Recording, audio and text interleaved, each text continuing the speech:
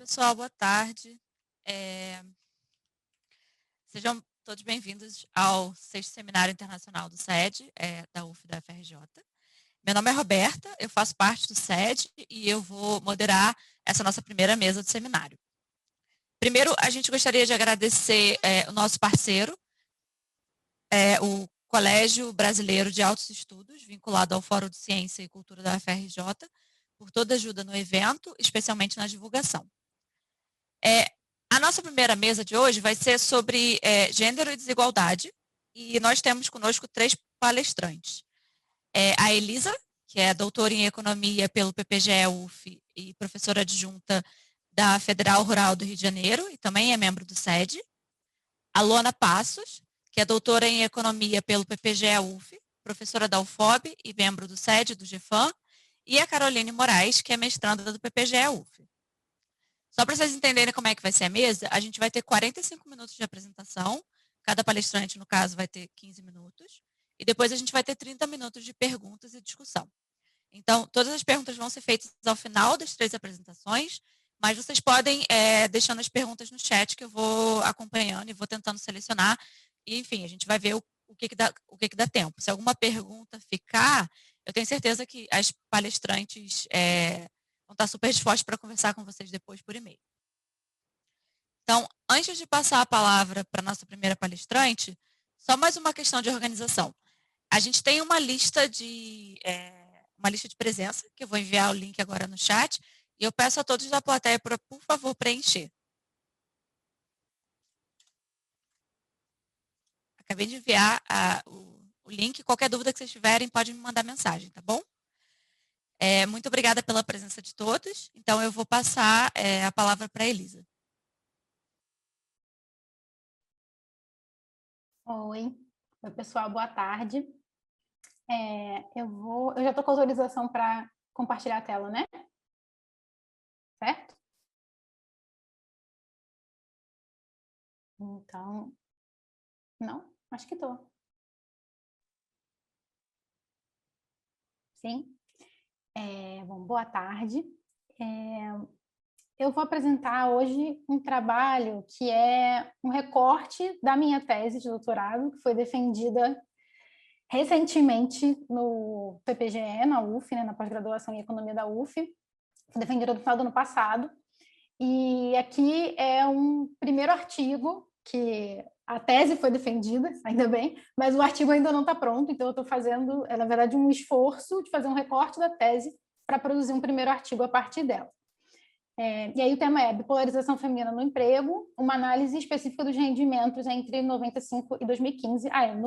No doutorado foi orientado pela professora Célia Kestenetsky e pelo professor Fábio Waltenberg, como meu co-orientador. Bom, primeiro é importante definir o objeto, né, porque o meu objeto é a bipolarização do emprego feminino. Esse termo é um termo bastante familiar para quem estuda os estudos de gênero e trabalho no Brasil. Ele é um termo principalmente da sociologia de gênero, da sociologia do trabalho de gênero, que é lida e que é discutido no Brasil já há algumas décadas, mas para o público de economistas, por exemplo, em geral, pode ser um termo que soa um pouco estranho. Então, assim, o que eu fiz no meu trabalho foi definir, estudar, na verdade, fazer uma breve revisão de literatura para estudar como que as autoras da sociologia construíram esse termo, como que elas definem o que é o fenômeno da bipolarização do emprego feminino, e aí, a partir do estudo da definição desse fenômeno que é definido lá na sociologia, eu propus uma metodologia de aferição para ele a partir dos nossos dados da PNAD. Bom, mas então como é que essas autoras, aí que eu estou falando principalmente da Helena Hirata, da Danielle Kergoat,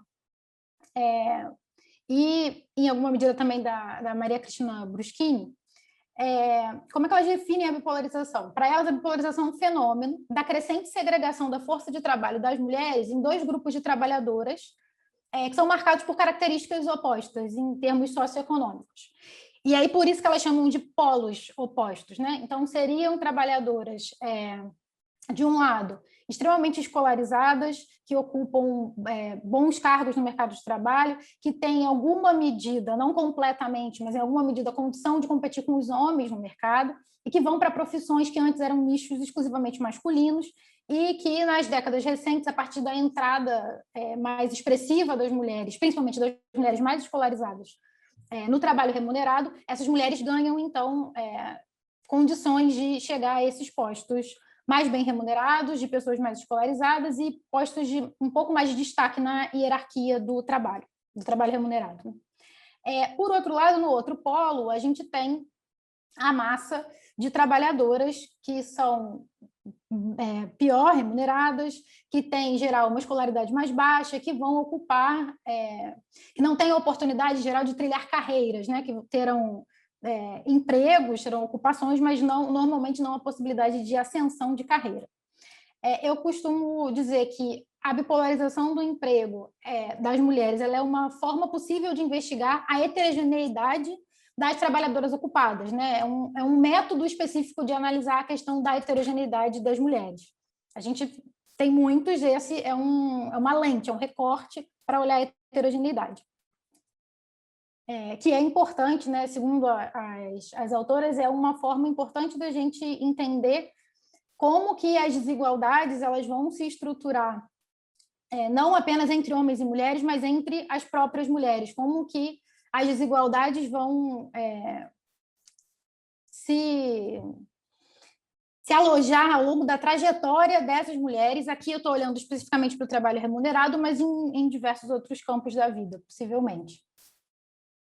Eu já falei, né? O meu objetivo é apresentar conceitual o fenômeno da bipolarização, levantar a partir da sociologia do trabalho e depois propor uma metodologia para aferir, calcular a bipolarização a partir da dimensão do rendimento do trabalho. E eu já vou falar por que eu escolhi rendimento do trabalho, porque haviam muitas outras possibilidades para calcular a bipolarização. Para a minha tese e para esse primeiro trabalho que deriva da tese, eu vou utilizar o rendimento do trabalho.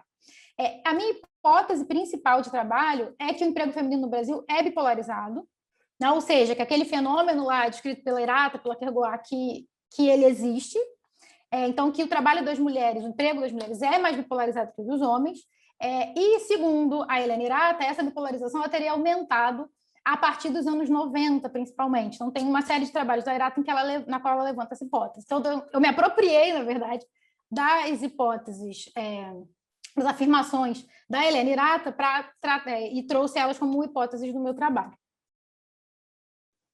A minha metodologia, além da revisão da literatura, dos trabalhos dessas autoras, vai ser também propor e aferir 3 medidas de bipolarização. E aí, agora sim, aqui eu estou trabalhando com o conceito estatístico de bipolarização. Então, eu delimitei, né? Fui olhar lá como que essas autoras delimitaram a bipolarização no campo da sociologia e fui buscar na estatística, porque já existe, desde o começo dos anos 90, na estatística, um conceito estatístico de bipolarização. O índice de bipolarização, existem alguns, mas o índice de bipolarização principal que eu vou usar é o índice de Foster-Wulfson, de 92, e depois 2 medidas que são variações do índice de Foster-Wulfson que foram propostas aqui para o Brasil pela Lopes e pelo Hoffman. A produção dos meus dados é a partir da PNAD, a PNAD de 95 a 2015, e aí para a população de 18 a 64 anos, eu estou preocupada principalmente com os rendimentos do trabalho, eu estou olhando os rendimentos de todos os trabalhos. Esse recorte temporal, ele tem a ver com o recorte que a Irata faz, de alguma maneira, que ela está dizendo que a bipolarização vai aumentar a partir dos anos 90, no bojo do processo de globalização, mas tem a ver também com uma questão prática, que é a série da PNAD, que é mais fácil, principalmente quando a gente está usando rendimentos, compatibilizar as séries da década de 90 e 2000, a PNAD, né, anual terminou em 2015, do que se a gente pegar para trás, no período em que ainda tinha inflação alta, que a gente ainda estava trocando de moeda. Então, tem essas 2 justificativas para o período que eu estou utilizando. Bom, e por que a renda? Eu incluí, né, uma das inclusões que eu fiz no trabalho pós-defesa da tese defender um pouco melhor por que a renda, porque isso foi uma coisa que me foi chamada a atenção, né, que eu precisava dizer por que eu estava usando a renda como medida da polarização e não outras dimensões. E por que isso? Porque as autoras da sociologia, elas definem a bipolarização como algo multidimensional. Então, elas não determinam uma única variável para a gente perceber se o emprego feminino é bipolarizado ou não. Elas falam da qualidade das ocupações, elas falam do quanto as mulheres ganham no mercado. Então, sim, elas falam de salários, mas elas falam também da possibilidade ou não de trilhar carreiras. Mas para fazer um exercício de medição da bipolarização, para tentar trazer isso para o concreto e medir, né? Eu precisei eleger, a princípio, para o começo do meu projeto de pesquisa, alguma dimensão. E aí eu entendi que a renda, em primeiro lugar, ela é uma variável catalisadora das demais dimensões, então ela pode trabalhar como uma espécie de proxy da ordenação das mulheres na hierarquia do mercado de trabalho. Então, ela seria um bom espelho de onde no mercado de trabalho essas mulheres se encontram.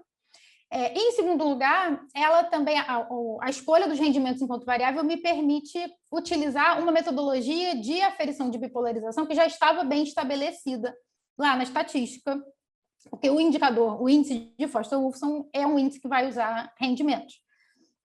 E aí, só parênteses, que eu não vou entrar muito nisso, mas é legal dizer que também essa literatura que estuda os índices de bipolarização é uma literatura recente, e boa parte dos índices ainda estão sendo testados e ainda estão em debate. Então, existem, sim, alguns índices de bipolarização que vão levar em consideração outras dimensões que não apenas os rendimentos, né?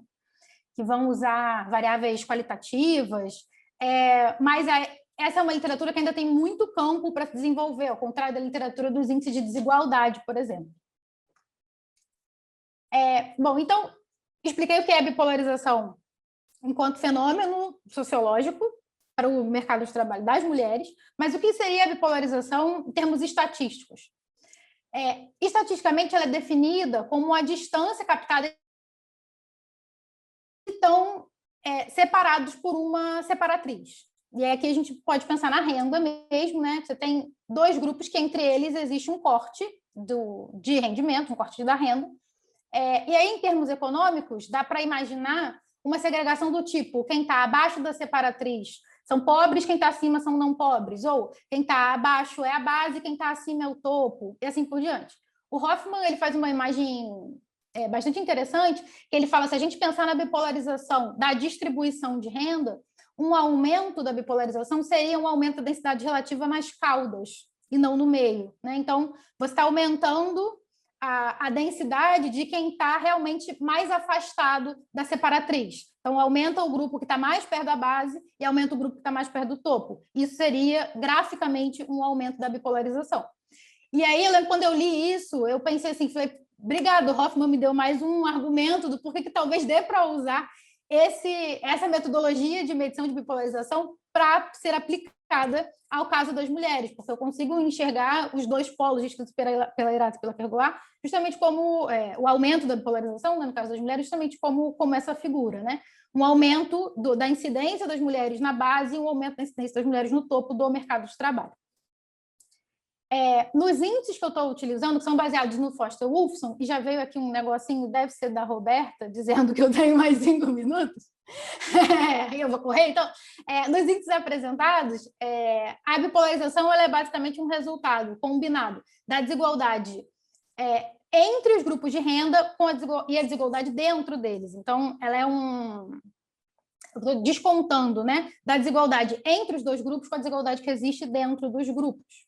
E por que isso é importante? Porque isso difere bipolarização de desigualdade. As medidas de desigualdade, em geral, elas estão preocupadas com a heterogeneidade entre os indivíduos.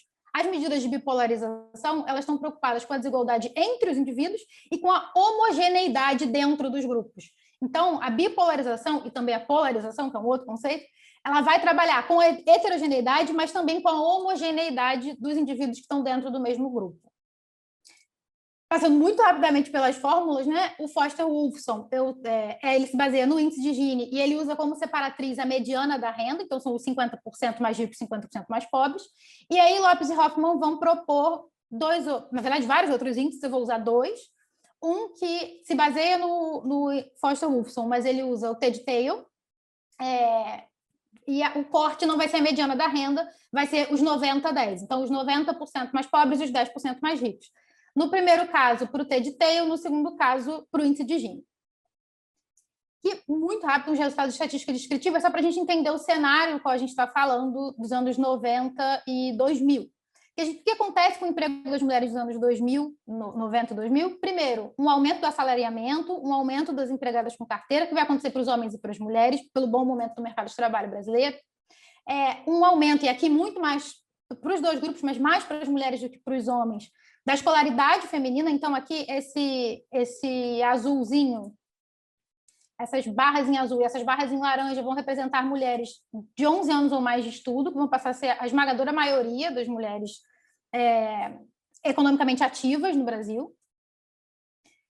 E aqui a gente tem uma distribuição dos serviços, que não vai dar tempo de eu falar aqui, mas que os serviços e a distribuição dentro, a categorização dos serviços, gente, serviços pessoais, sociais, distributivos e produtivos, ela de alguma maneira reflete também a bipolarização das mulheres, porque mulheres com determinadas características de cor ou raça, então mulheres pretas e pardas de cor ou raça, de escolaridade e de rendimentos, vão ocupar determinados setores de serviços, como serviços pessoais, por exemplo, e mulheres mais escolarizadas, em geral mulheres brancas, vão ocupar os serviços, boa parte dos serviços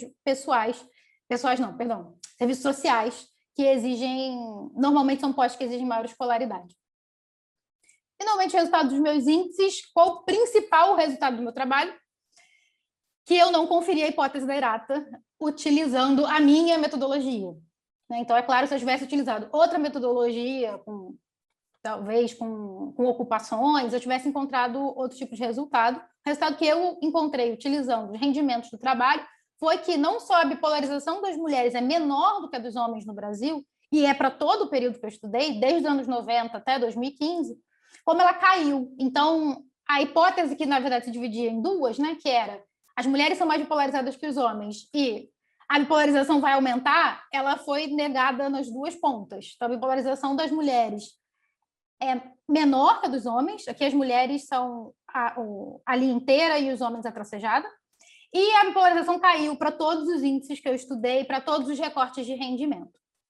Aqui é só para a gente ter uma comparação com as medidas de desigualdade, que vão se comportar de maneira muito parecida com os índices de bipolarização. Eu botei 2 vezes o mesmo slide. Tá. Aqui uma decomposição com aqueles 2 grupos que se utilizam para fazer o índice de Foster-Wolfson, né, que são a desigualdade dentro dos grupos e a desigualdade entre os grupos. A gente vê que no Brasil a desigualdade caiu principalmente entre os grupos de rendimento, mas ela também caiu dentro dos grupos. Então, houve uma queda generalizada, mas principalmente entre os grupos de rendimento. Isso ajuda na queda da bipolarização, mais do que a desigualdade dentro dos grupos ter caído. Agora, por fim, então, o resultado geral que eu tive foi mulheres não são mais bipolarizadas que os homens, mulheres são menos bipolarizadas. Mas quando a gente divide, quando a gente desagrega por cor ou raça, se a gente faz esse exercício para mulheres brancas, mulheres pretas e pardas, homens brancos e homens pretos e pardos, esse resultado passa a ser relativizado, porque, na verdade, as mulheres brancas terão, sim, índices de bipolarização mais altos que os homens pretos e pardos. Então, aquele resultado geral que eu encontrei, ele ganha mais matizes quando a gente divide, quando a gente desagrega por cor ou raça. E isso é uma característica que está diretamente ligado à média de rendimentos também, porque eu observei isso, por exemplo, dentro dos setores de serviços. Então, quanto mais alto a média de rendimentos dentro de determinado setor, maior a desigualdade dentro daquele setor e maior também a bipolarização. Por fim, como conclusão, algumas 3 hipóteses principais que eu levantei do porquê que eu encontrei, os resultados que eu encontrei de queda da bipolarização e de uma maior bipolarização dos homens que das mulheres. Primeiro, a característica de aumento da mercantilização do trabalho feminino que a gente viu no Brasil desde a década de 90, vai tornar os indicadores das mulheres um pouco mais próximos dos indicadores de mercado de trabalho dos homens. Outro, que é bastante provável, a bipolarização ela responde ao movimento de queda da desigualdade no Brasil, que aconteceu nos anos 90 e anos 2000. Então, a desigualdade teria caído proporcionalmente mais entre os indivíduos mais distantes entre eles, como eu mostrei naquele gráfico que separa a desigualdade intragrupos e a desigualdade entre grupos. E também a melhoria dos indicadores educacionais e a expansão do acesso ao nível superior teria deslocado a fronteira entre esses dois grupos, desses dois polos de mulheres, fazendo com que elas ficassem mais próximas, na medida em que o polo superior vai entesourar menos oportunidades, então a distância entre os dois grupos ela vai ser reduzida. Obrigada, meu contato está aqui embaixo e eu posso ter estourado um pouquinho meu tempo, desculpa, Roberta, mas eu acho que não muito, só um pouquinho. Tudo bem, Elisa, muito obrigada. Vamos passar então agora para a apresentação da Luana.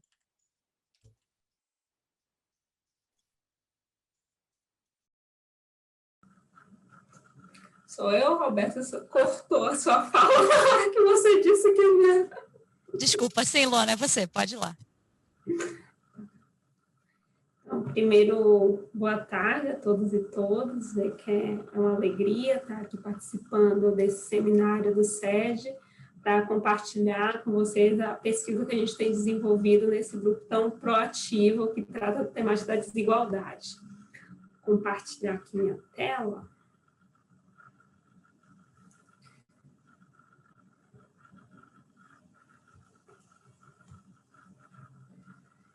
Então, eu vou apresentar um artigo que é fruto da minha tese, que foi defendida no PPGE, sobre a orientação da professora Célia e da professora Daniela. A professora Daniela é coautora do artigo, que deve sair esse ano aí, publicado na Economia e Sociedade. Então, a nossa pesquisa foi sobre entender os determinantes do trabalho produtivo no Brasil, mas concedendo atenção como as normas de gênero podem afetar a decisão intrafamiliar, a decisão de ofertar trabalho para casais, né, para as pessoas que vivem uma relação conjugal. De modo bem breve, que a Roberta está controlando o tempo certinho, eu vou fazer uma contextualização, falar um pouco dos nossos aportes teóricos, a revisão da literatura, metodologia e resultados. Então, quando a gente pensa nas relações que se desenvolvem na sociedade, está muito claro que as relações elas são assimétricas entre homens e mulheres e marcadas por uma relação de poder. Em sociedades patriarcais, como a nossa sociedade, os homens ainda detêm poder na sociedade, são os mais presentes nos espaços de decisão, na política institucionalizada, e nas relações dentro da família, a gente vê que nossa sociedade ainda ela é muito machista. E essas relações assimétricas entre os sexos, elas fazem com que, de modo naturalizado, você tenha uma concepção de que o cuidado ele é um atributo feminino. E ao se ter o cuidado como atributos femininos, as mulheres vêm sendo penalizadas na sua vida pública, seja nos espaços como o mercado de trabalho, mas na política, nos espaços de poder de modo geral, porque esse cuidado ele restringe as possibilidades das mulheres estarem no mercado de trabalho e estarem em espaços decisórios. E essa restrição faz com que ainda hoje, apesar de todo o avanço feminino, as mulheres têm uma taxa de participação no mercado de trabalho inferior à dos homens, e isso a nível internacional, com a diferença de quase 30 pontos percentuais de taxa de participação, embora as mulheres tenham se escolarizado bastante no período recente. E assim o artigo procurou investigar, para o caso brasileiro, quais fatores influenciam a decisão de homens e mulheres que são casados, né, que vivem uma relação conjugal, numa unidade doméstica nuclear, participar da força de trabalho. Será que os mesmos fatores interferem nessa decisão de ofertar trabalho ou as normas de gênero têm seu peso nesse sentido? E a contribuição principal da pesquisa foi fazer a estimação para entender os determinantes da oferta de trabalho de modo conjunto. A gente estima simultaneamente a decisão de homens e mulheres participarem do mercado de trabalho. Tem um artigo na Literatura para o Brasil com essa metodologia, mas que a diferença do nosso trabalho é também pensar e trazer a contribuição da economia feminista para entender como as normas de gênero podem constranger a atuação laboral feminina.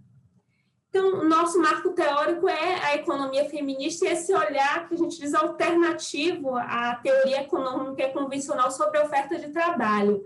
E a premissa da economia feminista é pensar que a economia, como outras ciências, ela é socialmente construída. Ou seja, a economia se constrói nas relações sociais que se estabelecem entre as pessoas na sociedade, e as sociedades são marcadas por relações sociais assimétricas entre homens e mulheres.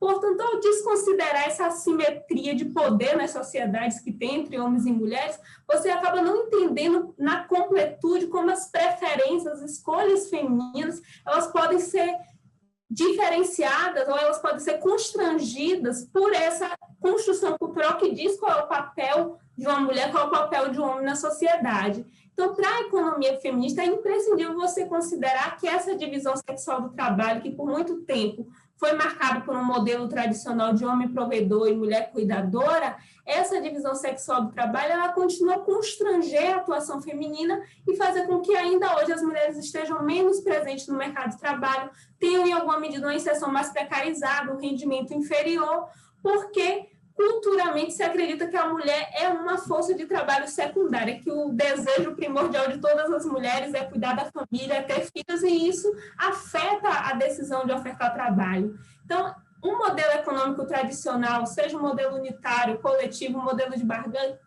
ele falha justamente por se centrar nessa lógica da racionalidade do consumidor e que todos estão maximizando sua utilidade, desconsiderando como as normas sociais vai na prática interferir o poder de barganha de cada pessoa no domicílio. Embora o salário, a renda não trabalho sejam importantes para decidir quem oferta ou não trabalho, existem normas sociais que interferem no poder real de barganha que cada pessoa tem no domicílio. Então, nosso intuito é pensar um pouco a oferta de trabalho com base nessas normas sociais e como elas podem interferir na escolha feminina.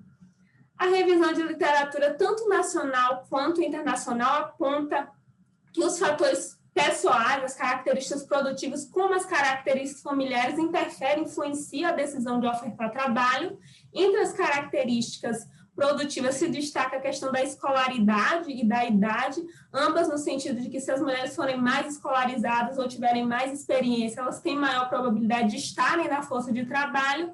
E entre as características familiares, de modo geral, as pesquisas apontam que ter filhos e ser casada constrange a atuação laboral feminina, ou seja, as mulheres que têm filho, as mulheres que estão em um matrimônio, têm menor probabilidade de estar na força de trabalho, que a gente chama de a penalidade da maternidade e a penalidade do casamento para a atuação laboral feminina. Então, de modo geral, a literatura aponta como que essas variáveis que estão relacionadas à família, elas atuam no sentido de constranger a atuação laboral feminina. E o nosso trabalho procura se diferenciar no sentido justamente de investigar de modo conjunto a decisão de ofertar trabalho. A maior parte da literatura foca em fazer um probit univariado, onde você estima uma equação só para a mulher, ou estima uma equação para o homem e outra para a mulher e compara. Esse modelo que a gente utilizou, o probit bivariado, ele estima simultaneamente a equação de participação no mercado de trabalho para homem e para mulher. O nosso Y é participar ou não da força de trabalho. E ao ele estimar simultaneamente, tendo o termo de erro correlacionado, o próprio modelo nos indica se estimar conjuntamente é mais adequado do que estimar de modo univariado, se de fato há correlação entre essas duas equações. E o resultado da nossa pesquisa indica, pelo termo de correlação, que de fato a escolha pelo modelo é a mais adequada, porque existe correlação na decisão de um homem ou mulher que está em uma relação conjugal ofertar trabalho. Utilizamos o dado da Pesquisa Nacional por Amostra de Domicílio Contínua de 2018 e a quinta entrevista, porque é aquela que tem informações sobre cuidados, que é algo relevante para o nosso marco teórico, entender como os cuidados afetam a atuação laboral de homens e mulheres. Os resultados, nós fizemos dois modelos, um modelo reduzido, utilizando só as variáveis mais clássicas, que são recorrentes em boa parte dos estudos, e depois incluímos as variáveis que a gente está considerando variáveis relacionadas às normas de gênero, que tenta captar em algum modo como normas de gênero interferem na decisão de ofertar trabalho. Em relação às características produtivas, o resultado que a gente encontra é que elas têm o mesmo sentido para homens e mulheres, tanto a escolaridade como a idade, como a pré-experiência, aumenta a probabilidade de homens e mulheres estarem na força de trabalho e um pouco superior para as mulheres, no caso da escolaridade, apontando como a escolaridade é um fator relevante para as mulheres estarem no mercado de trabalho. Quanto mais as mulheres se escolarizam, maior é a chance dela estar na força de trabalho, assim como a experiência. Em relação à cor, não dou significativo para os homens, mas as mulheres negras têm menor probabilidade de estar na força de trabalho e, de fato, as taxas de participação das mulheres negras é inferior à das mulheres brancas, e isso muito fincado, conforme o feminismo negro, uma sobreposição, né, de discriminação e preconceito, quando você soma racismo com sexismo. Uma variável que deu um resultado estranho foi pessoa de referência. A gente esperava que, quando a mulher passasse da condição de cônjuge para a condição de pessoa de referência, ela tivesse uma maior probabilidade de estar na força de trabalho, mas o nosso resultado deu o contrário. É um resultado curioso, se alguém tiver sugestão para entender esse resultado. As crianças no domicílio tem um efeito como esperado, como aponta o marco teórico, que as crianças favorecem a atuação dos homens, porque, teoricamente, eles são os provedores principais da família, então, portanto, quando eles têm uma criança, eles têm que trabalhar mais, eles têm que estar no mercado de trabalho, então, o efeito da probabilidade é positivo, já para a mulher é no sentido de constranger, né? Ter um filho pequeno em casa reduz a probabilidade da mulher estar na força de trabalho. As crianças maiores é o mesmo sentido de que favorece a atuação laboral dos homens, mas constrange a atuação laboral feminina, sendo um pouco superior para as crianças menores, como era de se esperar. Quando a gente olha uma variável que capta uma renda proveniente não do trabalho, como é o Bolsa Família, o resultado daqui para o homem, o fato de receber o Bolsa Família aumenta a probabilidade de estar na força de trabalho, indo contrário à ideia de um efeito preguiça, mas no caso das mulheres o efeito é negativo, no sentido de reduzir a probabilidade, que pode estar relacionada ao que a literatura tem apontado, um pouco de reforço de estereótipo de gênero com o programa, o aumento de cuidado, que pode fazer com que as mulheres saiam da força de trabalho por ter o apoio de um benefício, ou então esteja recusando um trabalho muito precário, fonte de exploração, porque pode contar com o mínimo recurso. No modelo completo, as variáveis produtivas, as variáveis de modo geral não mudam o sinal e pouca variação de magnitude, mostrando que é robusto a gente acrescentar essas variáveis relacionadas às normas de gênero, porque de modo geral não muda, escolaridade, idade continua favorecendo a atuação de homens e mulheres, ser negro não tem efeito para o homem, continua sendo negativo para as mulheres. E aqui o interessante é que com a PNAD contínua a gente consegue ver as coisas de cuidado especificamente que não estava presente em outras bases de dados e, portanto, os efeitos do cuidado em si não tinham sido estimados de modo direto, mas de modo indireto. E, nesse sentido, é curioso ver a variável idoso no domicílio. Quando você tem um idoso no domicílio, era de se esperar que reduzisse a probabilidade da mulher, pensando que a mulher cuidaria do idoso, então a mulher teria menor probabilidade de estar na força de trabalho, mas para o homem não. E o resultado que a gente encontra é negativo para os dois, o que indicaria que ter um idoso no domicílio, se você passar a ter um idoso no domicílio, você tem menor probabilidade de estar na força de trabalho, tanto o homem quanto a mulher, e curiosamente maior para os homens do que para as mulheres. Só que tem que levar em conta que não necessariamente o efeito da variável idoso é a questão do cuidado, porque a maior parte dos idosos são aposentados ou pensionistas, então, portanto, a gente tem um efeito renda, né? O fato do idoso ter a renda, você conta com aquela renda e pode se ausentar do mercado de trabalho. O efeito negativo dessa variável parece ser muito mais efeito renda do que efeito cuidado, porque se a gente vê aqui a variável cuidado de idoso, ela dá um resultado contra-intuitivo que diz o fato de alguém declarar que cuida do idoso aumenta a probabilidade da pessoa, tanto homem quanto mulher, estar na força de trabalho. Por que a gente esperava que, assim como o cuidado de criança, o fato de uma mulher cuidar do idoso fizesse que ela saísse da força de trabalho. Mas, na verdade, o resultado indica não, que aumenta a probabilidade, uma interpretação alternativa pode ser que o idoso que mais demanda cuidado é também o que mais demanda apoio financeiro e um membro da família não pode se ausentar do mercado de trabalho para exercer esse cuidado, mas essa é uma hipótese que carece de comprovação empírica, que fica até como agenda aí de pesquisa, entender um pouco do cuidado do idoso. As outras variáveis dão sentido esperado, por exemplo, criança continua a favorecer a atuação laboral dos homens, mas constrange a das mulheres, a criança maior não afeta do homem, mas também reduz a probabilidade da mulher. E interessante é a variável cuidado de criança, que a PNAD contínua permite a gente entender o cuidado da criança, e a variável cuidado da criança aponta que tanto homem quanto mulher que diz que cuida tem a sua probabilidade reduzida de estar na força de trabalho. Então, cuidado é algo que restringe a atuação laboral de homens e mulheres quando a criança é pequena, maior para as mulheres do que para os homens, mas, enfim, o efeito é negativo para os dois, embora a gente saiba que o homem cuida menos que a mulher, o homem que cuida tem menor chance de estar na força de trabalho. E quando a criança é maior, não, o efeito é positivo, favorecendo a atuação laboral, mas para a mulher continua sendo no sentido de restringir. E cuidar dos afazeres domésticos, o que chama a atenção é que tem um efeito maior do que até mesmo a variável de cuidado, fazer afazeres domésticos, aumenta a probabilidade do homem estar na força de trabalho. Então, o homem que faz afazer doméstico é duplamente ativo, né? Ele é ativo nos afazeres domésticos, ele é ativo no mercado de trabalho, e já para as mulheres o sentido é restritivo, né? As mulheres que desempenham atividade doméstica têm menor probabilidade de estarem na força de trabalho.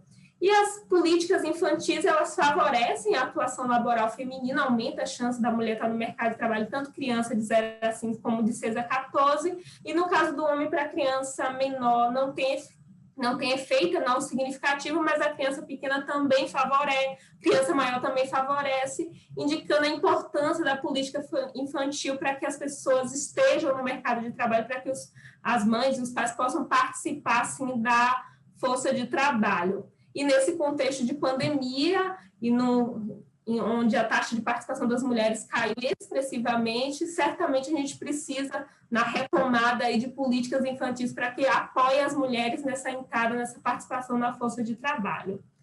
Então, o que a gente chega como conclusão é que a visão social sobre o cuidado, ela não acompanhou a revolução feminina na atuação pública. A gente diz que a revolução de gênero, ela tem se processado em 2 fases.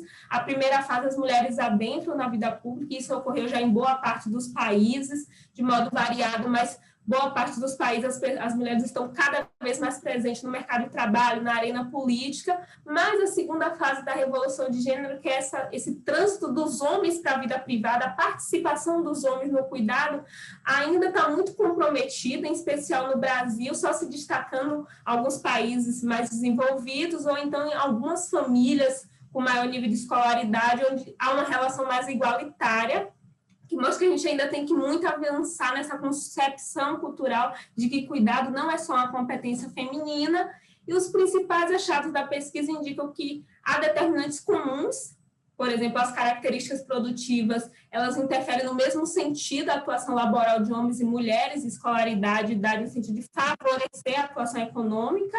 Já há fatores que corroboram a ideia de normas de gênero, como a questão da ter a criança em casa, os afazeres domésticos, a importância da política infantil, que vão em sentido contrário, e resultados que são estranhos aos apontamentos teóricos, como a variável de pessoa de referência, que não dá como esperar, a questão do cuidado do idoso, onde a gente esperava que o efeito fosse de constranger a atuação laboral feminina e não acontece, e até mesmo a variável de cuidado de criança, que curiosamente indica que se o homem cuidar, ele também tem uma chance de estar no mercado de trabalho menor. E assim a gente percebe que as normas de gênero é importante para a gente entender a oferta de trabalho feminino, elas devem ser consideradas para, de fato, entender como as relações sociais interferem na barganha dentro do domicílio e na decisão final, nas preferências das pessoas em ofertar ou não trabalho. Fica aí meu contato, se tiver alguma dúvida, interesse na pesquisa, obrigada. Obrigada, Luana.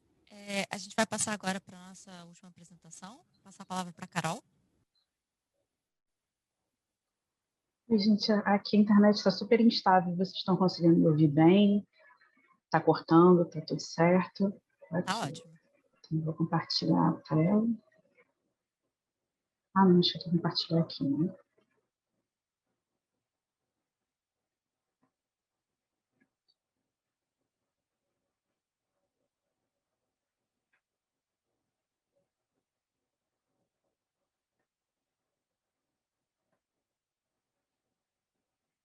Tudo certo, pessoal? Vocês conseguem ver minha tela direitinho, a apresentação? Tá tudo certinho? Tá sim. Ótimo. Aqui só fica difícil que eu fico sem controlar o horário. Boa tarde, pessoal. Estou super feliz de ter um espaço para falar sobre esse tema.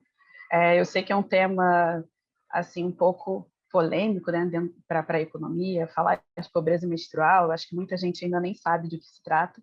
Então, a maior parte da minha apresentação eu vou focar em falar sobre o que é pobreza menstrual. Então, esse trabalho ele é parte da minha dissertação. As minhas orientadoras são a Daniele Caruso e a Lona Passos, que está aqui também. Bom, a ideia desse trabalho é mostrar alguns dados sobre a pobreza menstrual no Brasil.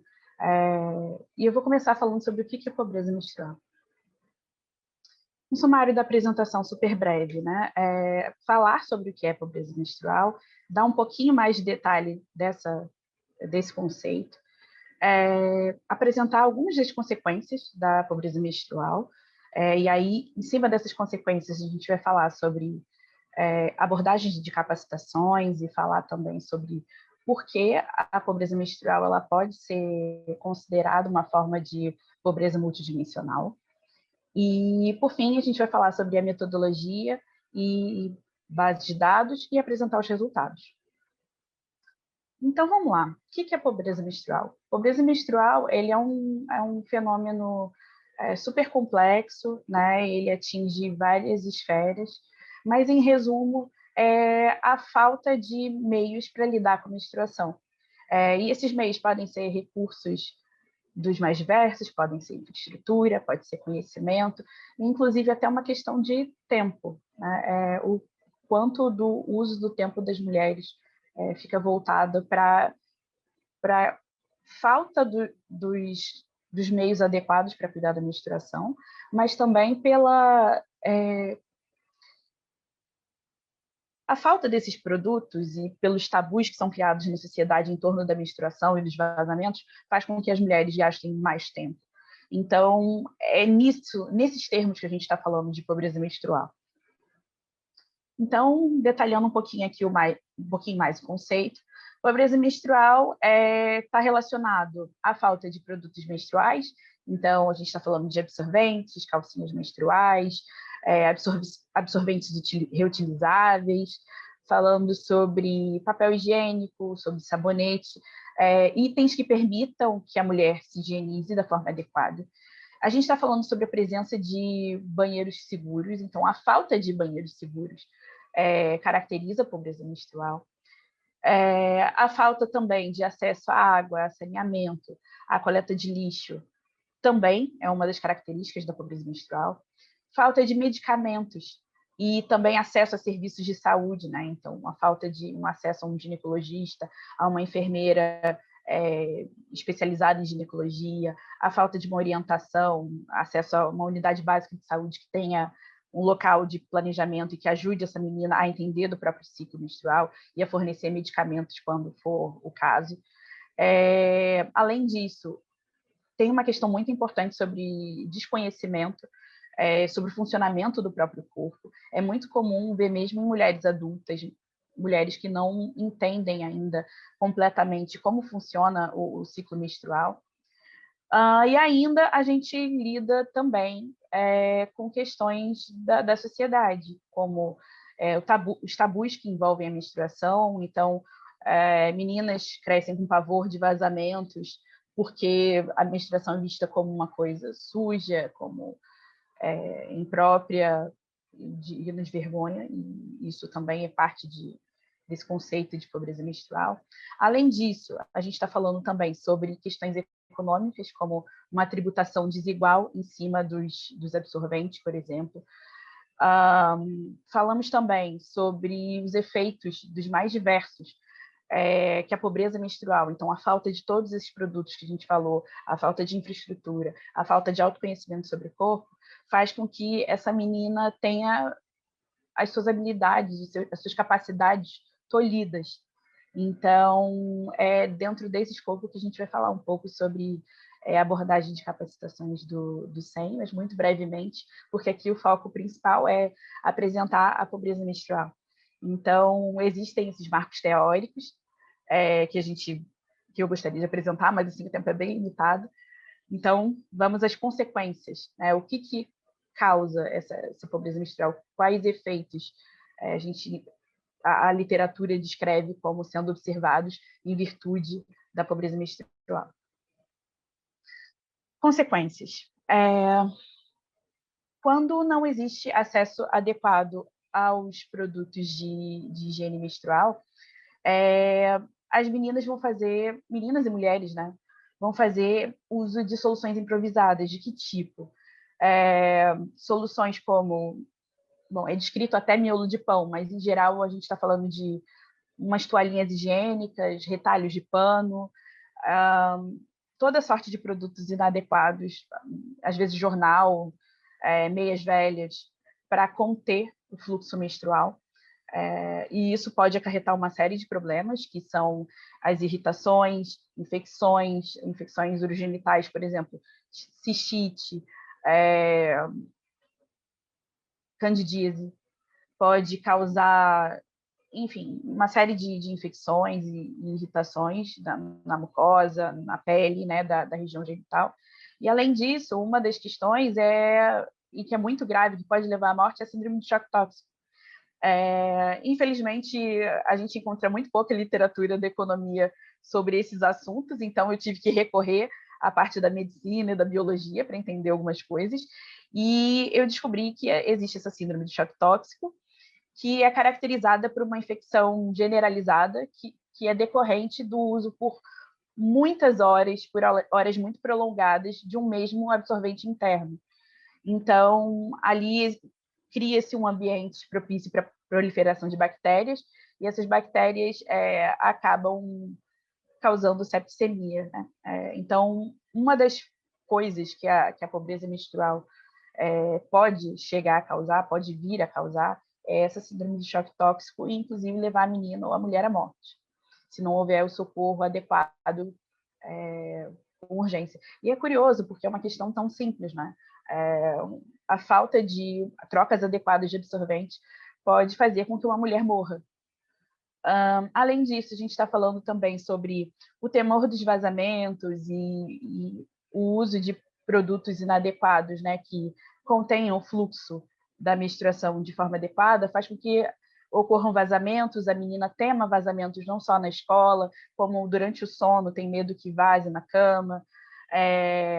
Existem alguns estudos que falam sobre bullying, né, e o efeito sobre o absenteísmo.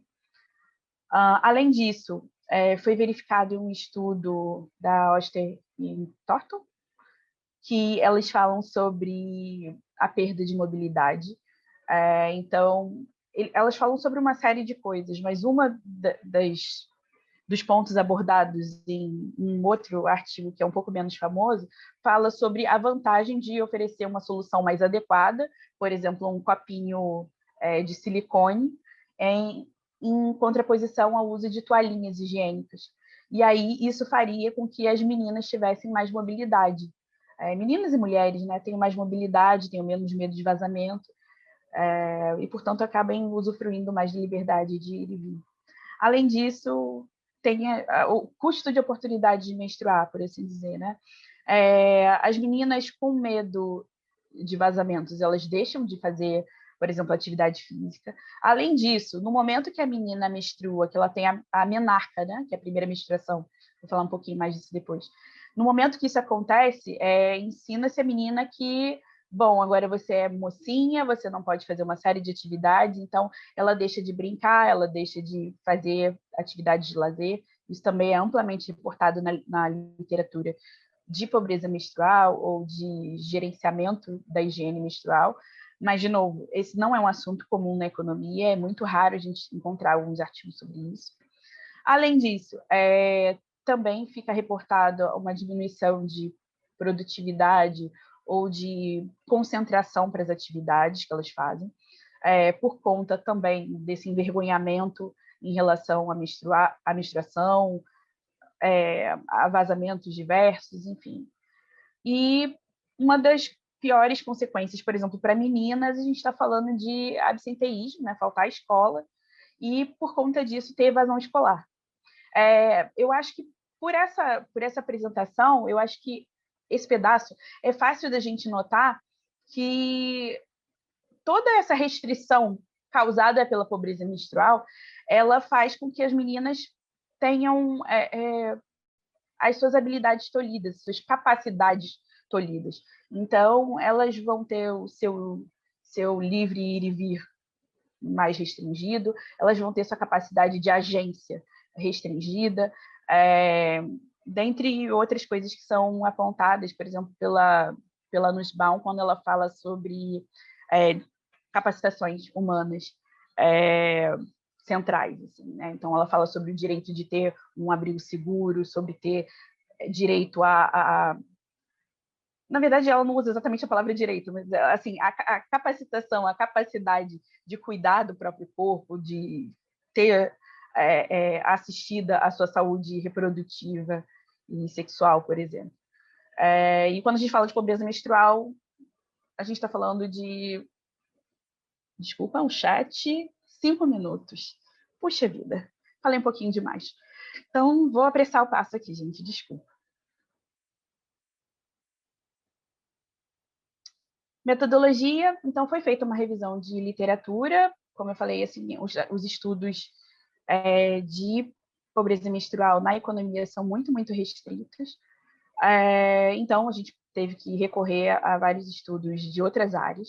E, além disso, eu fiz um tratamento dos microdados da PENSE, que é a Pesquisa Nacional de Saúde Escolar.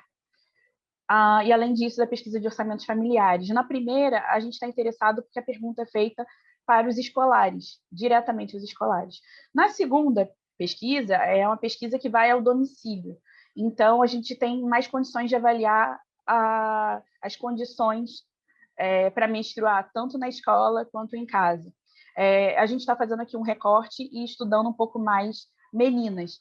Em meninas, eu me refiro de 10 a 19 anos, segundo a definição da OMS. Resultados. A idade média da menarca no Brasil é de 13 anos, a idade média. Desculpa, o gráfico aqui, ele descaracterizou. Esse, onde está um aqui, era para ser 8 anos. 8 anos, e aqui estaria 11, 12, 13. A idade média da menarca é de 13 anos, e a gente vai ter 90% das meninas menstruando entre 11 e 15 anos. E por que isso é importante? Porque a gente precisa saber quantos anos a menina passa na escola menstruando sem condições para menstruar. Então, aqui tem alguns dados. Essas perguntas elas foram feitas para os diretores ou responsáveis da escola. Não foi a criança ou adolescente que respondeu diretamente essas perguntas. Então, a gente tem essa limitação. Então, a gente descobre que, dentre as escolares, né, são 10 milhões de meninas, 3% delas não têm qualquer acesso a banheiro, e aqui parece que 3% é um número muito pequeno, mas estudar numa escola que não tem banheiro nenhum em condição de uso é uma situação bastante extrema. E aí existem outras variáveis a serem investigadas, como que proporcionam a higienização. Ter pia ou lavatório, que é especialmente interessante agora em época de Covid, saber sobre pia, e sabão também, né? Sabão para se higienizar é super importante. E a gente descobre que 33% das meninas não têm acesso a sabão. Além disso, a gente usa como uma proxy para ter algum tipo de conhecimento sobre, digamos assim, saúde menstrual. A gente está falando de a educação para a prevenção de gravidez, como ter um mínimo conhecimento sobre o ciclo. Então, a gente vai descobrindo aqui, a gente só tem esse dado a partir de 13 anos, e meninas de 13 anos, quase 30% não sabe ou não recebeu nenhum tipo de orientação. E o número vai diminuindo e começa a crescer a partir dos 18. Quando a gente fala em dados domiciliares, e aqui a gente já está falando sobre a POF, é interessante a gente saber como é que essas meninas têm acesso, por exemplo, à água, né? Enfim, água canalizada para pelo menos um cômodo, a gente tem 95%, né? Mas meninas que não têm qualquer acesso à água canalizada, a gente está falando de 570 mil meninos, isso de um universo de 15 milhões de meninos. Mas 500 mil de meninas que não têm qualquer acesso à água canalizada em casa é bastante grave, né? Além disso, mesmo dentre as meninas que têm acesso à rede geral, né, que recebem água da rede geral, a gente descobre que quase 20% das meninas recebem água não com a frequência diária. Então, a menos que exista algum tipo de reservatório, a situação fica complicada. Além disso, e eu já estourei meu tempo, vou tentar ser bem breve, a gente vê uma discrepância muito grande entre, por exemplo, a questão de raça. Então, meninas brancas, quando a gente olha aqui, que não possuam qualquer acesso a banheiro em casa, a gente descobre que só 19, cerca de 20%, né, das meninas brancas não possuem banheiro em casa, né, banheiro com chuveiro, com sanitário. E meninas brancas representam um total de 40% da população. Dentre as meninas que não possuem banheiro em casa, 80% delas são pretas ou pardas. E quando no total da população elas chegam a são 60% da população. E é interessante a gente olhar que quando o caso assim, de 4 banheiros ou mais, ou seja, bastaria pelo menos um banheiro, mas olhando assim no outro lado mais extremo, vejam como a coisa se inverte, né? Então, a gente vai ter meninas brancas que estão nessa situação, elas vão ser 73%, quase 74%, e meninas pretas ou pardas, só 23%. E, de novo, é importante a gente olhar aqui para o total. Na situação urbano-rural, a gente vê das que não possuem no ambiente urbano 28%, contra 83% das meninas que moram em ambiente urbano. No ambiente rural, 72%, contra, no total, 16% dessas que não têm banheiro, comparando com o total. Por fim, eu juro que eu vou encerrar, eu já estourei bastante o tempo.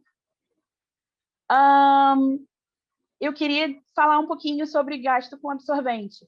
Então, a POF possibilita que a gente veja o quanto é gasto com absorvente na família. E aí, dividindo esse gasto pela quantidade de mulheres que estão na faixa entre a menarca e a menopausa, a gente vai ter o gasto por mulher nessas faixas de valor.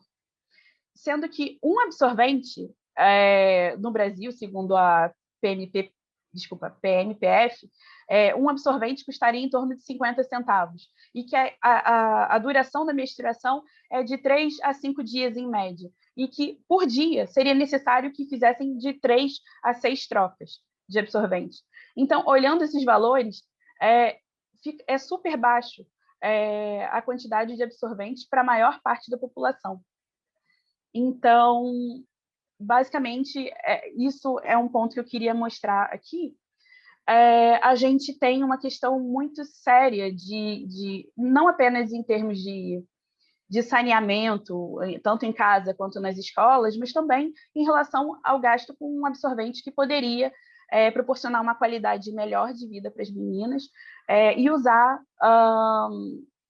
ter mais trocas de forma que elas tivessem menos daquelas consequências de medo de vazamento, faltar à escola por medo de vazamento, infecções por falta de absorventes ou por usos de materiais inadequados. Então, é disso que a gente fala quando fala em pobreza menstrual.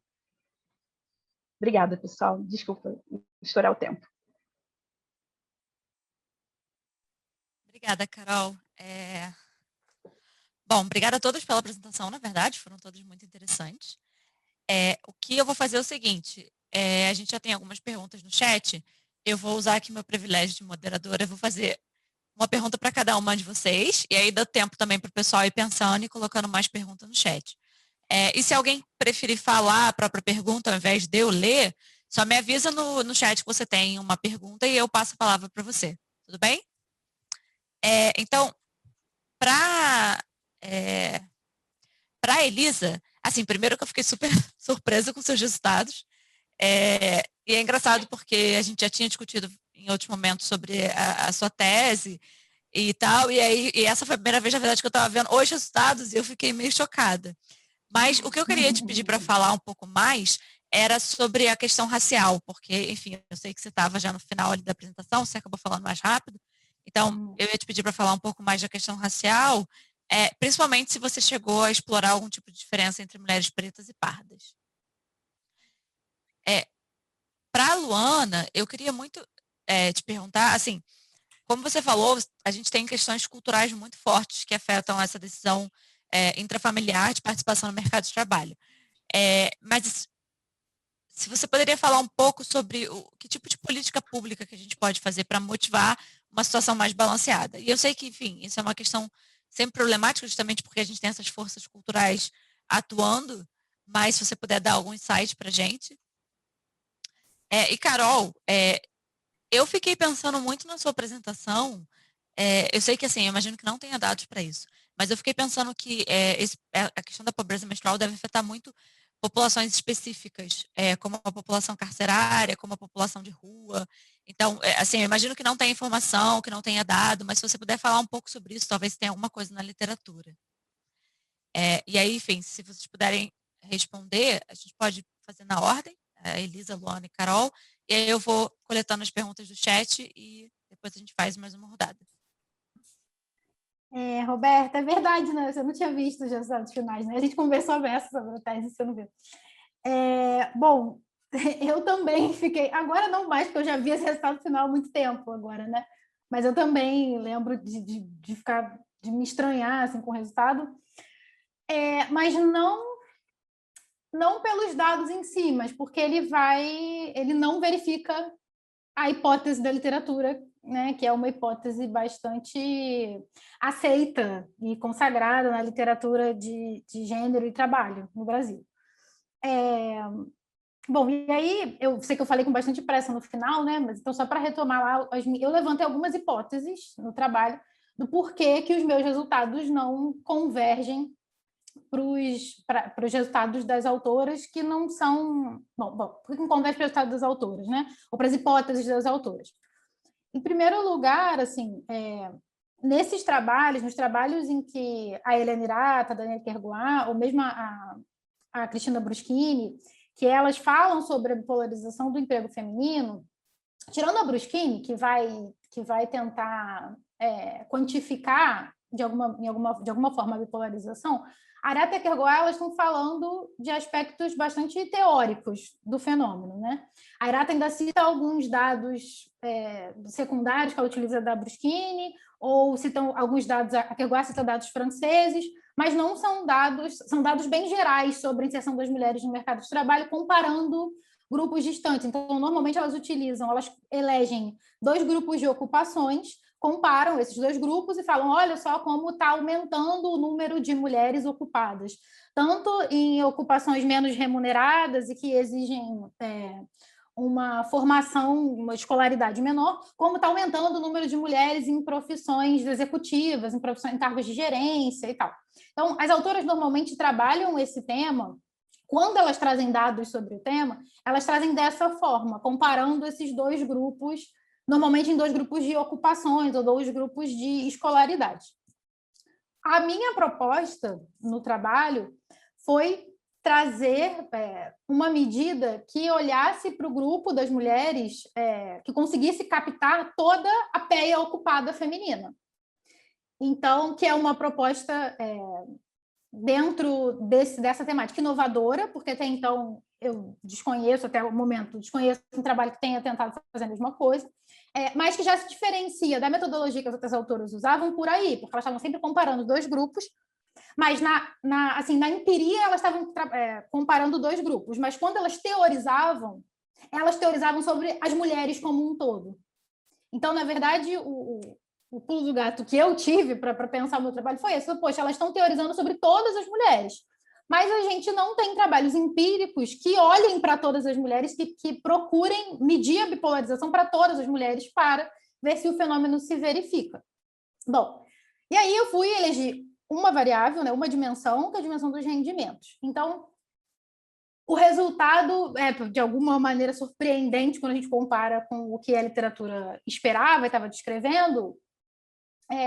Acho que, em primeiro lugar, porque eu fiz algo que a literatura até então não tinha feito, porque eu escolhi uma dimensão, e aí, como eu falei na apresentação, talvez com outra dimensão. Talvez se eu tivesse, que é uma ideia que eu tenho para avançar com essa agenda, né, de pesquisa, tentar fazer uma medida para a PEA feminina, mas que agora utilize alguma categorização de ocupações, que englobe todas as mulheres, e não de rendimentos, e aí pode ser que dê um resultado diferente. Agora, o resultado também vai ser diferente, porque a Irata estava falando lá no começo dos anos 90 sobre um aumento do descolamento entre as mulheres, mas ela, né, não estava vendo o que ia acontecer no mercado de trabalho brasileiro na década de 90, nos anos 2000. Ela não estava vendo a melhora do mercado de trabalho brasileiro nos anos 2000, a queda da desigualdade. Então, os índices de bipolarização de rendimento, eles podem caminhar no sentido contrário da desigualdade. Desigualdade e bipolarização são fenômenos opostos da distribuição de renda. Mas, com frequência, eles também caminham juntos. E foi o que aconteceu no Brasil, tanto para os homens quanto para as mulheres, principalmente porque a desigualdade entre os grupos foi a que caiu. E quando a desigualdade entre os grupos ela se aproxima, isso faz com que a bipolarização caia também. Se a desigualdade dentro dos grupos se a desigualdade dentro dos grupos tivesse caído mais do que a entre os grupos, aí poderia ser que a bipolarização tivesse aumentado. Mas como o componente da desigualdade que puxou a bipolarização foi o de aumento entre grupos, de diminuição da distância entre os grupos, então isso fez com que a bipolarização fosse no caminho da desigualdade. Então, acho que também, por isso, o resultado é diferente. Bom, fora isso, a gente tem o acesso maior também, nesses mesmos anos que eu estou estudando, ao ensino superior e o quanto que o aumento da escolarização das mulheres é muito importante para os reflexos de mercado de trabalho, os resultados de mercado de trabalho que elas terão, né? Então, acho que todas essas mudanças características dos anos que eu estudei apontam nesse sentido do resultado que eu encontrei ser diferente do resultado que era o esperado pela literatura. E aí, no caso das diferenças por cor ou raça, não, eu não fiz só... Você perguntou se eu fiz só para as mulheres pretas e depois só para as mulheres pardas, né? Para saber se tinha alguma diferença entre esses grupos. Não, eu só fiz para os grupos... para o grupo agregado de pretas e pardas e para o grupo das mulheres brancas. E depois, né, para os homens pretos e pardos e homens brancos. E aí, o resultado por cor ou raça, ele dialoga com vários outros resultados que eu tenho, mas que eu não apresentei aqui, por grupos de rendimentos. Então, quando os grupos possuem rendimentos mais altos, dentro dos grupos de rendimento mais altos, a bipolarização normalmente é mais alta.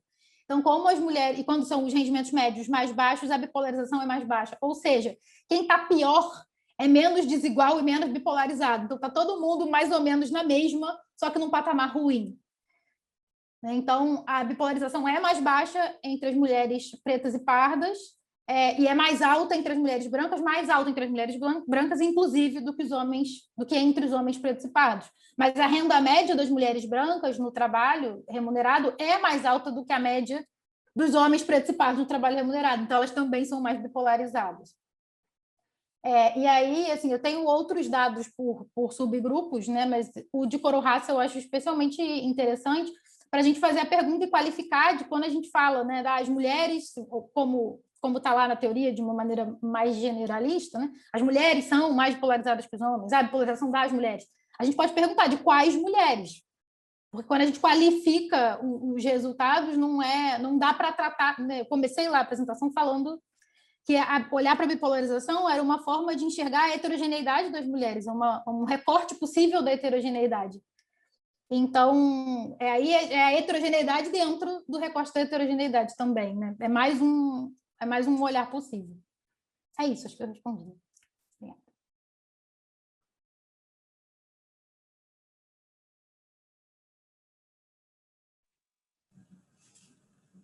Segue a ordem, Roberta?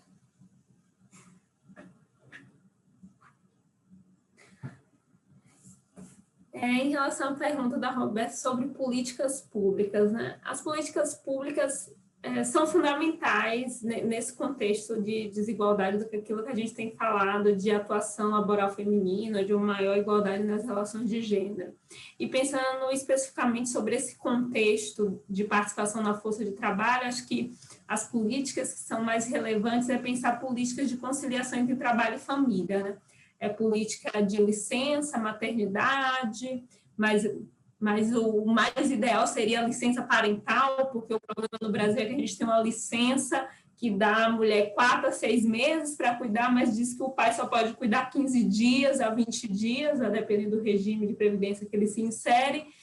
Então, a política de licença maternidade é importante, licença parental, mas você tem que ponderar uma maior igualdade na relação, porque senão você diz à mulher que ela tem o direito, mas também que ela tem o dever de cuidar. E isso reforça a atribuição do cuidado como competência feminina e também piora a própria inserção da mulher, porque o empregador vai pensar que se um dia aquela mulher tiver filha, ela vai ter uma licença com um tempo maior, vai perder capacidade. Então, provavelmente, cargo de direção, chefia, ele vai sempre priorizar o homem porque ele acha que aquela mulher vai se ausentar em algum tempo. Se a gente tivesse uma política parental que homens e mulheres, ao terem filhos, se ausentassem de modo similar, não teria essa penalidade da maternidade.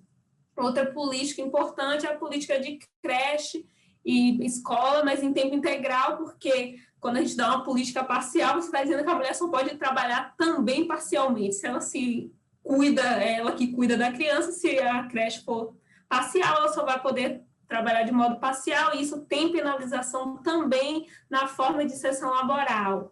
Então, agora, com o processo de envelhecimento populacional, a gente tem que pensar a política de cuidado ao idoso, porque se hoje se cuida pouco de idosos, porque não tem tantos idosos na sociedade, de modo geral, dependentes, daqui para frente, com um rápido processo de envelhecimento, o cuidado do idoso vai ser um problema, já tem um quantitativo de mulheres que vive o que a gente chama de geração sanduíche, que tem que cuidar de criança, tem que cuidar de idoso, porque ela está ali na geração do meio, que tem ambos dependentes. Então, tem que pensar a política de cuidar da criança, política de cuidar do idoso, mas o que eu acho que essas políticas são fundamentais, mas elas são para amenizar um problema que existe hoje. O que a gente precisa mesmo é de uma mudança cultural, para que as pessoas entendam, a sociedade entenda que o cuidado é um atributo feminino, é um atributo masculino, e que essa questão tem que ser dividida com a sociedade. Como é que a gente faz isso?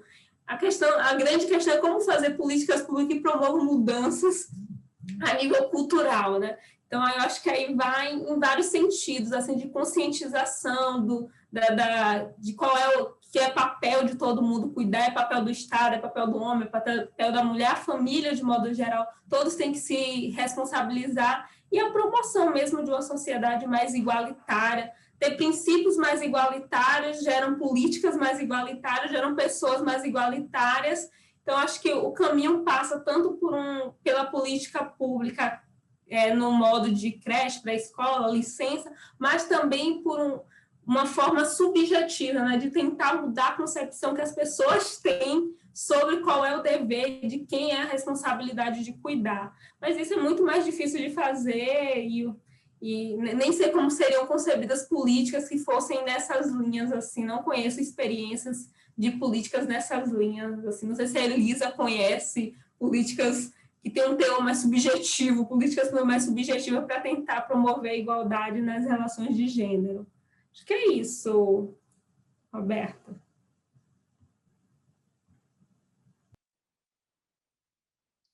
Agora eu respondo, Roberta. Então, tentando ser sucinta, realmente, existe uma questão de problemas de bases de dados que perguntem, né, para mulheres em situação carcerária, em situação de privação de liberdade e mulheres em situação de rua, né? Justamente, por exemplo, é uma das observações das restrições da pesquisa de orçamentos familiares, né?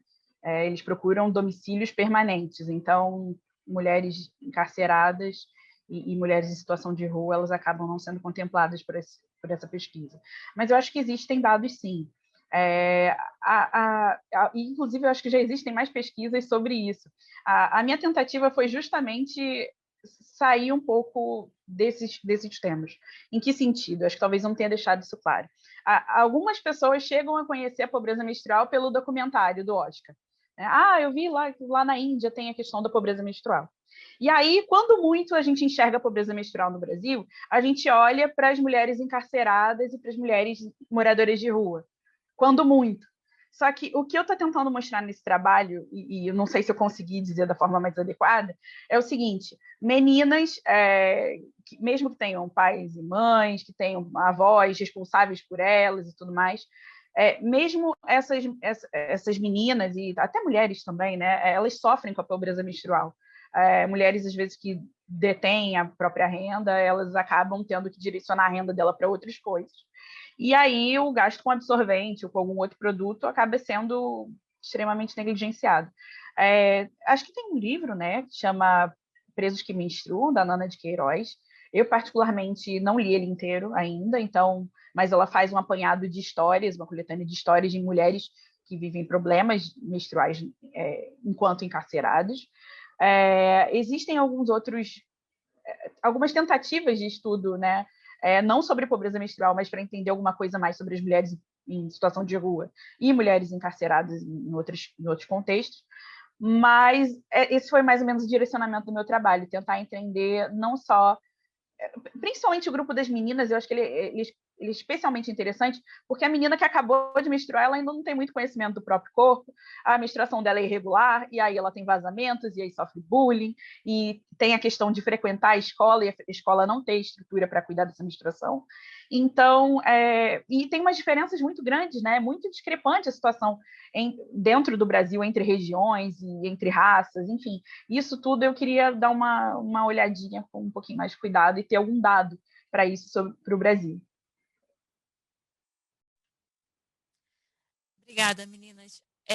Bom, a gente tem 2 perguntas para a Luana e uma para a Carol. Eu vou, então, falar essas perguntas, e aí eu acho que depois disso a gente teria tempo só para uma pergunta. Então, se alguém quiser só colocar no chat ou explicar que quer falar a própria pergunta. Para a Luana, a Margarita Oliveira pediu se você poderia mencionar quais foram as referências do marco teórico da teoria feminista que você usou. E a Letícia Marques perguntou de que forma a variável norma social é captada no modelo. Se seria o trabalho realizado em casa ou se teve alguma outra variável. E, para a Carol, a Elisa perguntou se o fato das meninas terem menos educação sobre prevenção sexual a partir dos 18 anos, se isso pode ter alguma correlação, se pode ter alguma correlação com alguma política educacional que deixou de ser realizada ou passou a ser realizada. Então, vou passar a palavra para a Luana.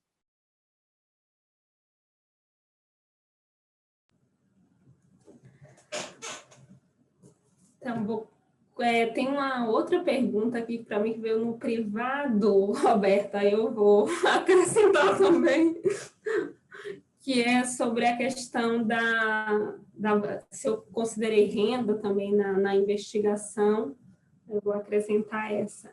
Em relação ao marco teórico, que pensando a economia feminista, eu uso muito a England e as norte-americanas, eu não vou lembrar dos sobrenomes, mas é uma literatura mais norte-americana que trabalha, não sei se a Elisa lembra do nome daquele livro, Elisa. A Nelson, talvez, também? Né? A Phrase. Beyond Economic Man, o Beyond Economic Man. Isso. É um livro que trata justamente, estuda a questão da economia feminista nos Estados Unidos, como se desenvolveu. Acho que o país que está tendo destaque na produção da economia feminista são as norte-americanas, que têm produzido e falado nesse sentido.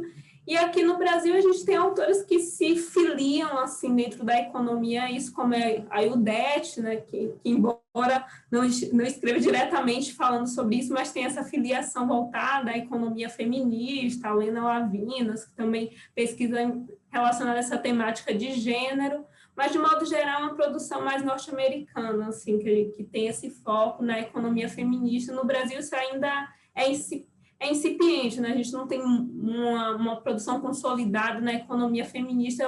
Eu sugiro uma revista, é Feminist Economics, né? Tem um periódico que é só sobre, que o foco é a economia feminista, então boa parte das leituras que eu fiz, assim, da Nelson, da Fraser, da Engler, tá, né, tá nessa vertente aí, nesse periódico que tem sido publicado muita coisa com esse foco de economia feminista. Em relação à questão de como eu considerei as normas sociais, na verdade, algumas variáveis já são utilizadas, como ter filhos, aparecem em muitos modelos que tentam estimar a oferta de trabalho, então o que eu utilizei foi ter filhos, questão do idoso, do cuidado da criança, do cuidado do idoso e afazeres domésticos, são as variáveis que eu considerei que são variáveis relacionadas a normas sociais. São variáveis que é possível perceber comportamentos de normas sociais, como a gente sabe que culturalmente é a mulher que cuida mais que o homem, como é que isso interfere no cuidado. Se com o processo de envelhecimento populacional as mulheres tendem a cuidar mais dos homens do que cuidar mais das pessoas, então como isso interfere na participação econômica. Então, são essas variáveis que eu estou considerando, dizendo que são normas sociais, né? Cuidado de criança, de idoso, a fazer doméstico, são essas variáveis que tenta captar. Em relação se eu usei a variável de rendimento, eu utilizei a renda não trabalho com a variável do Bolsa Família, mas renda domiciliar eu não utilizei. Não é consensual utilizar a variável de rendimento, porque ela tem muita correlação com a participação no mercado de trabalho. Eu optei por não usar. De fato, tem alguns modelos que preferem controlar pelo rendimento. Eu não utilizei pensando nessa correlação e utilizei uma variável de renda não trabalho, que também aparece em alguns estudos. É importante considerar a renda não trabalho. Acho que respondi, né, Roberta? Por essas três. E a professora Célia falou sobre aqui a política, estava pensando que políticas podem fazer mudanças culturais. Ela falou que tem países que têm políticas que incentivam os homens participar da política infantil, da educação infantil, que é um modo de você alterar essas normas culturais, porque desde a infância a criança vai ver que cuidado também é coisa de homem, e isso vai mudando as percepções culturais. Acho que é isso, Roberta. Te devolvo a palavra. Vai lá, Carol. A pergunta da Elisa, né? Você me mandou aqui mensagem. Então, talvez uma explicação do porquê tem essa diminuição de saber se teve ou se de fato não teve mesmo educação para prevenção à gravidez, esteja relacionada porque na PENSE, né, que é a pesquisa de saúde escolar, ela reúne as informações tanto desde o 6º ano até ensino médio e dentre isso, né, junto com isso, as séries, por exemplo, do EJA e do ENSEJA. E aí a forma de abordagem de alguns conteúdos para o EJA e para o ENSEJA, não sei, acho que mudou um pouquinho o nome, enfim, mas EJA é ensino para jovens e adultos, né? Então, a forma de abordar os temas às vezes muda um pouco, ou alguns conteúdos deixam de ser passados de como seriam se tivesse na educação regular, com o aluno seguindo as séries, cursando regularmente. Então, eu acho que pode ter relação com isso. Além disso, a gente também tem uma restrição em termos de currículo nacional, né? Então, o currículo nacional determina que em algum momento ali das séries já mais avançadas, né, os adolescentes tenham acesso à educação de orientação para prevenção à gravidez. Só que, às vezes, aquilo é dado em um determinado momento, né, em um ano determinado lá pelo currículo nacional, e os anos vão se passando, e aí, por isso, também tem um aumento das respostas do tipo não sei, né? Porque existe a resposta sim, não, e não sei se tive essa orientação para a gravidez. Então, acho que conforme o tempo vai passando, pode ser que exista algum esquecimento sobre tive ou não essa orientação.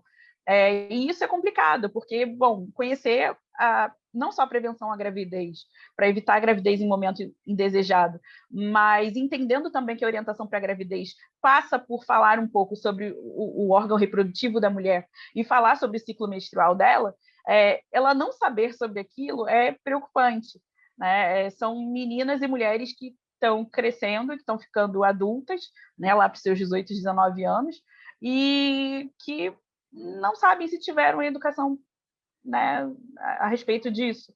Então, essa é uma coisa preocupante. As mulheres dispõem de autoconhecimento suficiente, por exemplo, para usar um copinho, um coletor de silicone, né? Enfim, tem essas coisas, assim, né?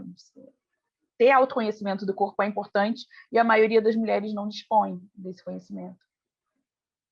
Não sei se eu respondi a pergunta. Desculpa.